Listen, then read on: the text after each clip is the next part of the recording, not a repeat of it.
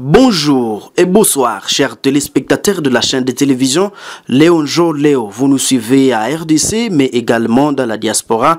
Merci de votre fidélité à notre chaîne de télévision Léon Jo Léo. 129 détenus ont perdu la vie dans la nuit du 1er au 2 septembre durant la pression de ce que les autorités présentent comme une tentative d'évasion à la prison centrale du Mont-Kala. Chers internautes, il faut savoir que suite aux événements survenus à la prison de Mont-Kala, le ministre de la Justice a ordonné l'arrestation du directeur de la prison, mais également le Conseil supérieur de la magistrature, CMS, s'oppose à la décision du ministre de la Justice interdisant tout transfert de détenus à la prison de Mont-Kala. Il faut savoir qu'au regard de statistiques de juillet face aux données à juin 2024, le BCNUDH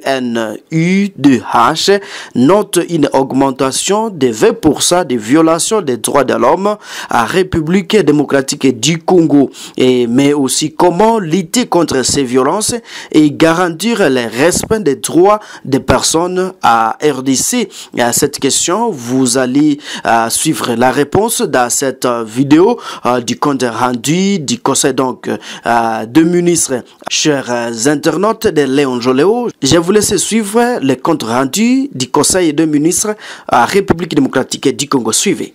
Compte rendu de la 12e réunion ordinaire du Conseil des ministres du vendredi 6 septembre 2024. Sur instruction de son Excellence, Monsieur le Président de la République, chef de l'État, Félix-Antoine Tshisekedi Tshilombo, la Première ministre, chef du gouvernement, Judith Suminwa Tuluka, a présidé à la Cité de l'Union africaine la 12e réunion ordinaire du Conseil des ministres du gouvernement de la République ce vendredi 6 septembre 2024. 3 points étaient inscrits à l'ordre du jour, à savoir 1. Communication de son Excellence Madame la Première ministre, chef du gouvernement. 2. Point d'information. 3. Approbation d'un relevé de décision du Conseil des ministres. Du point 1. Communication de la Première ministre.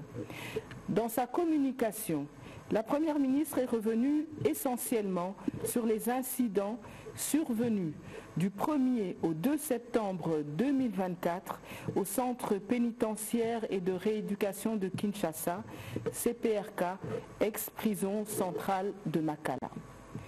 Elle a condamné d'un ton ferme la tentative d'évasion qui a dégénéré en une succession d'incidents malheureux occasionnant des pertes en vies humaines, des blessés, des actes ignobles, des violences sexuelles et des dégâts matériels importants. Elle a rassuré des dispositions prises par le gouvernement pour la gestion coordonnée et efficace de cette situation dans sa complexité.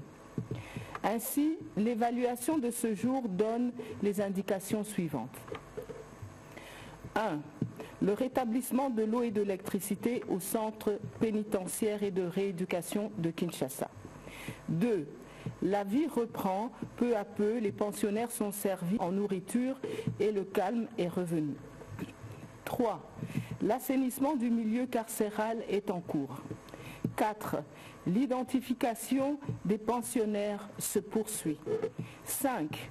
L'organisation au centre pénitentiaire et de rééducation de Kinshasa des audiences en flagrance contre les auteurs présumés des viols à l'égard des femmes. 6.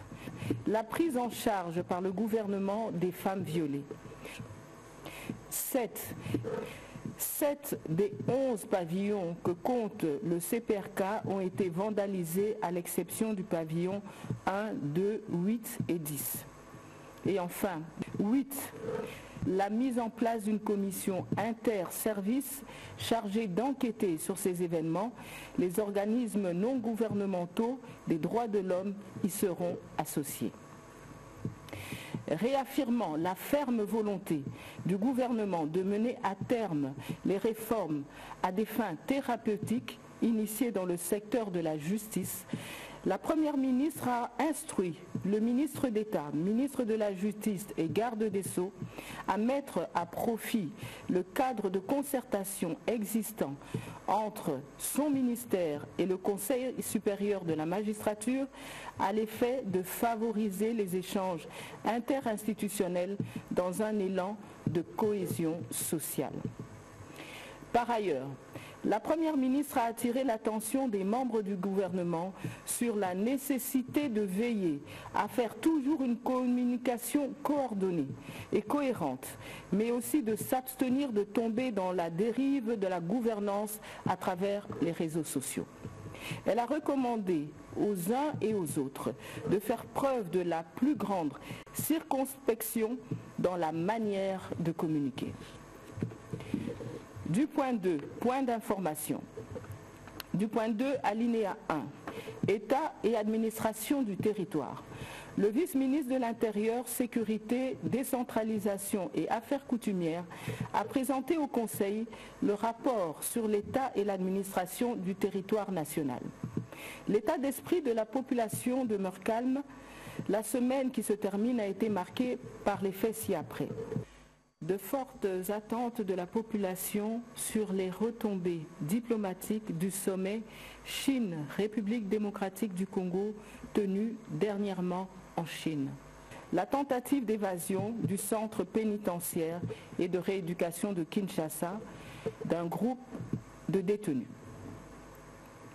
Concernant ce dernier point, il a précisé qu'une commission de crise a été mise en place sur instruction de la Première ministre pour une gestion coordonnée de cette situation. Sur un autre chapitre, le Conseil a été informé de la participation du vice-premier ministre, ministre de l'Intérieur, Sécurité, Décentralisation et Affaires coutumières au premier dialogue ministériel en matière de sécurité entre la Chine et les pays de l'Afrique orientale sur invitation de son homologue chinois. Il prendra aussi part au Forum mondial de sécurité publique entre la Chine et plusieurs pays amis, dont le nôtre. Par ailleurs, le vice-ministre de l'Intérieur, Sécurité, Décentralisation et Affaires coutumières est revenu sur la campagne de sensibilisation contre l'incivisme routier dénommé « Pour notre sécurité, respectons tous la loi et les règles » qui a été lancée le 6 septembre 2024 et cela conformément aux instructions de la Première ministre. Pour commémorer la Journée internationale de la coopération policière instaurée par l'Assemblée générale des Nations unies, la police nationale congolaise organise du 9 au 13 septembre 2024 des journées portes ouvertes ponctuées des différents thèmes dont le thème général est « La coopération policière, un domaine méconnu du grand public ». Le Conseil a pris acte de ce rapport. Du point 2, alinéa 2, situation sécuritaire. Le vice-ministre de la Défense et ancien combattant a présenté aux membres du Conseil la situation sécuritaire du pays qui reste dominée par la poursuite des efforts déployés par les forces de défense et de sécurité pour protéger l'intégrité du territoire national. En présentant tous les éléments liés à tous les secteurs opérationnels de l'Est et de la partie Ouest, principalement à Kwamut. Il a mis en exergue la détermination sans faille de notre armée à absorber la violence et à rétablir l'autorité de l'État dans les zones concernées par l'insécurité. Le Conseil a pris acte de ce rapport. Du point 2, alinéa 3. Situation épidémiologique en République démocratique du Congo. Le ministre de la Santé publique, Hygiène et Prévoyance sociale a fait le point sur la situation épidémiologique en République démocratique du Congo. En ce qui concerne le Mpox, il a indiqué que la riposte fonctionne normalement et monte en puissance dans 19 des 22 provinces les plus affectées. La situation générale montre une tendance à la réduction de la létalité. Le ministre de la Santé publique, Hygiène et Prévoyance sociale a mis en exergue les actions en cours dont la recherche active de cas, la promotion de la surveillance à base communautaire et le renforcement de la surveillance aux points d'entrée et aux points de contrôle. Dans le cadre de la mise en œuvre du plan national de vaccination, il a évoqué la réception par le pays d'environ 100 000 doses de vaccins Mpox MVA-BN de la part de l'Union européenne. Ces vaccins vont couvrir 6 provinces où il y a plus de cas détectés et 11 zones de santé sur les 30 prévues dans la réponse. D'autres pays se sont annoncés pour la dotation de vaccins, notamment les États-Unis, la France et le Japon. Ces vaccins ciblant particulièrement les adultes peuvent aussi être utilisés pour les enfants. Ils vont contribuer à diminuer l'expansion de la maladie aussi bien que sa sévérité. Au sujet du choléra, il a été signalé une diminution sensible du nombre de nouveaux cas grâce aux efforts de riposte déployés. Le dispositif reste opérationnel pour venir à bout de cette épidémie qui sévit notamment dans le Nord Kivu, le Haut-Katanga, le Sud Kivu et le Haut-Lomami. Sur un autre chapitre, le ministre de la Santé publique, Hygiène et Prévoyance sociale a présenté le plan national de développement sanitaire 2024-2033 qui a été élaboré et adopté au terme d'un processus participatif et inclusif par tous les acteurs du secteur de la santé. La vision portée par ce plan est de voir les hommes et les femmes de tout âge en bonne santé, capables d'assurer le développement socio-économique de la République démocratique du Congo. Le but poursuivi est de contribuer au bien-être de la population congolaise afin de gagner 20 ans d'espérance de vie en 10 ans et de permettre au secteur de la santé d'être l'un des vecteurs de développement socio-économique pour notre pays. Pour ce faire, 3 objectifs stratégiques sont visés, à savoir contribuer à la réduction de la morbidité et de la mortalité de la population. 2. Promouvoir la protection sociale et la mitigation du risque financier afin d'améliorer l'accès aux services et soins de santé de qualité. Point 3. Contribuer au développement socio-économique du pays dans un cadre multisectoriel. Le Conseil a pris acte de cette note d'information. Du point 2, alinéa 4, participation de notre pays à la 16e session de la Conférence des Nations Unies sur la diversité biologique et ses réunions connexes. La ministre d'État, ministre de l'Environnement et Développement durable, a informé le Conseil de la participation de notre pays aux travaux de la 16e session de la Conférence des Nations Unies sur la diversité biologique et ses réunions connexes du 21 octobre au 1er novembre 2024 à Cali, en Colombie. Ces assises auront pour but de fixer un cadre opérationnel de suivi des progrès réalisés par les États pour atteindre les objectifs fixés. Il s'agira d'élaborer le calendrier des prochaines réunions et d'évaluer l'efficacité des mesures prises pour conserver la diversité biologique et ainsi inverser la tendance de sa perte effrénée.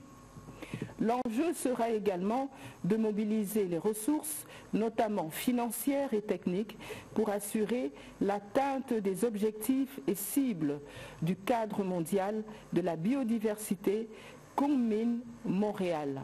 À l'approche de ces assises, la ministre d'État, ministre de l'Environnement et Développement durable, a souligné que la coalition de la haute ambition pour la nature et les peuples est déterminé à accélérer la dynamique politique au plus haut niveau en vue de la mise en œuvre de cet objectif essentiel et à mettre en avant les champions de la nature. Fort de son extraordinaire potentiel forestier, qui la place comme pays solution face aux enjeux du climat. Fort de son extraordinaire potentiel forestier, qui la place comme pays solution face aux enjeux du climat et la perte de la biodiversité, et conformément au pilier 6 du programme d'action du gouvernement 2024-2028, la République démocratique du Congo est appelée à continuer de jouer pleinement son rôle de leadership en matière d'environnement. Le Conseil a pris acte de cette note d'information. Point 3. Approbation d'un relevé de décision du Conseil des ministres. Le Conseil des ministres a adopté le relevé des décisions prises lors de la 11e réunion ordinaire du Conseil des ministres du vendredi 30 août 2024. Commencée à 14h55, la réunion du Conseil des ministres a pris fin à 15h57.